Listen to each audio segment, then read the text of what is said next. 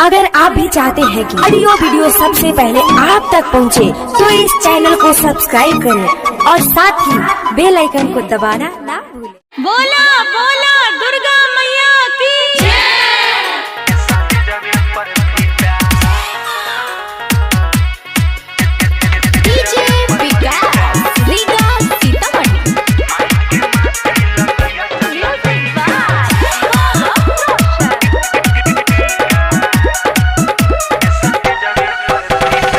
नो entry खुले जाता माई दरबार के, लॉस रहियो जानू देहिया संहार के।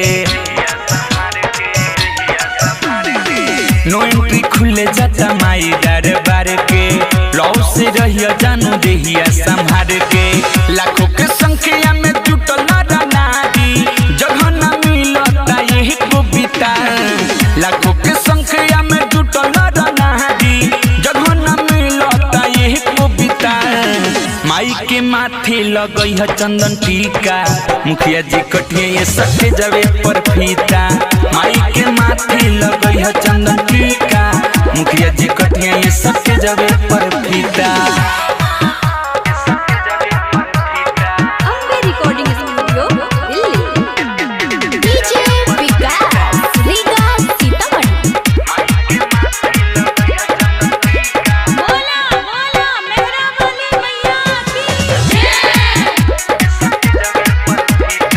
माई के दर्शन हम तोहके कराइब, सबर करो माई के पास हम ले जाए। सुनलू हो धीरे धीरे जब खत्म ओम जाप होई हो, नारियर फोड़ ली हो दर्शन अपने आप होई हो।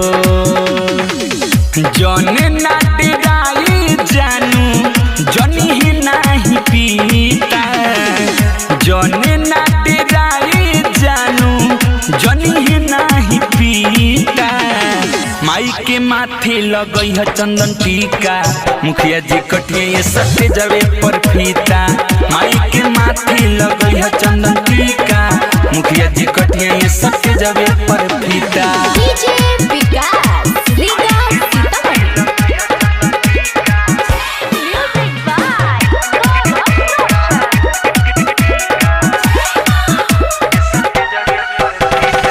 तनी सा वेट कर लेट नहीं होई, माई चली सा पढ़ दिल नहीं रोई।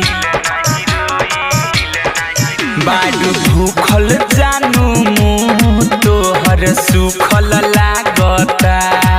अजय चंदेश्वर 6 दिन से सारी रात जागता। करी फलाहार सेब समतोला पपीता, करी फलाहार सेब समतोला पपीता।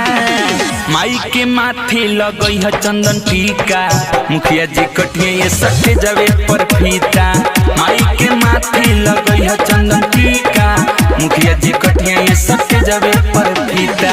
नो एंट्री खुले जाता माई दरबार के, लॉस से रहियो जानू देहिया संहार के। लाखों के संख्या में जुटल नारी, जगह न मिलता यही कविता। लाखों के संख्या में जुटल नारी, जगह न मिलता यही कविता। माई के माथे लगई है चंदन टीका, मुखिया जी कटिए ये सके जवे पर फीता। माई के माथे लगई है चंदन टीका, मुखिया जी कटिए ये सके जवे पर फीता। Ambe recording studio Delhi.